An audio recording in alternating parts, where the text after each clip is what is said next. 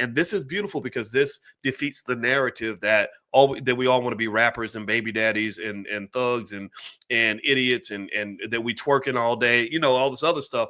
That's the media's depiction of us, but many of us are openly rejecting that depiction, and I just love it. I'm here for all of it. Like, I love seeing us stand up for us and stand up for our image and saying, stop desecrating our image, stop desecrating the image of the black woman, stop acting like the black man wants to go to prison and wants to do stupid things. That y'all did this because you wanted us to fill up your private prison. So you got our little boys thinking that it's good to be a drug addict and a criminal and to go to prison and have somebody bending you over, in the shower every day, right? So that's not what we want. That's not what we want for our kids. So I think that you should continue to reject that because that's actually working and it's great. But on top of that, you're just seeing this sort of ambition, this aspiration, this resilience. And this to me is what we gained from our ancestors after slavery. Like, if you go back and you study things like Simmons College of Kentucky, you'll find that there were former slaves that literally were building a whole university after college, right?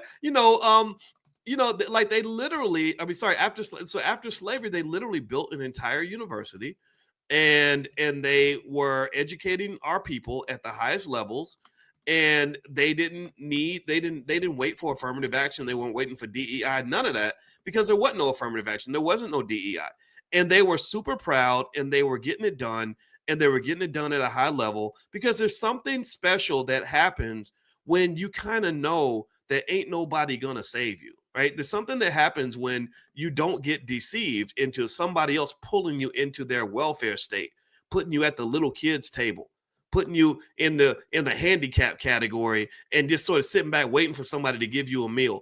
A lot of us ain't waiting for nobody, and I think that that's awesome. Like, I encourage that. Like, I think that needs to be a fundamental part of Black culture. I think rugged independence has to be something that we embrace, because that's what works. Like, the people that I know that are Black, that are doing well, that have good families, a good life, good health, good wealth, doing good. A lot of those people are the types who just ain't really worried about what somebody else is doing.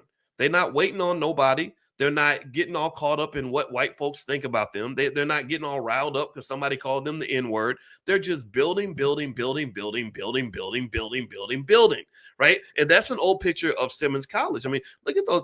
Those people are proud. Look at, you got the administrators in the front. I think this was their women's college or something, because these are all women in the picture, but they have men. So we're advanced in that area too, right? Like, there's all these false depictions of Black men being sexist and hating our women and oppressing women and all that. No, I think we've always elevated our women. I think we've always loved our women. I think that's what real men do.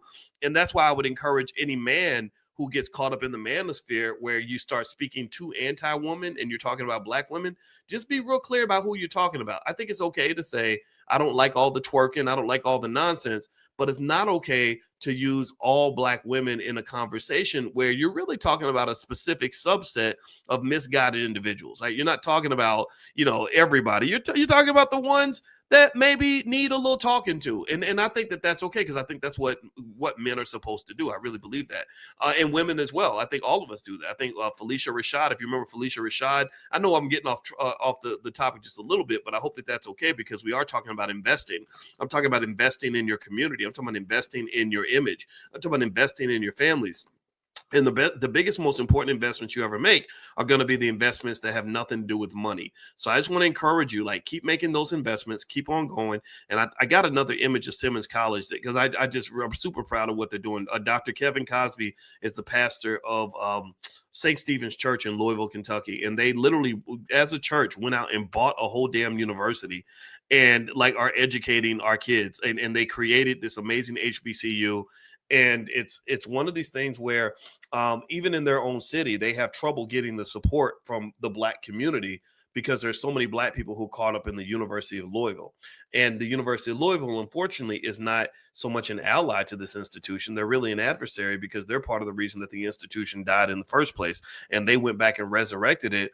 And I can tell you, Black excellence and Black pride defeats racism any day of the week. Being great at what you do will help you overcome any and every obstacle that's put in front of you.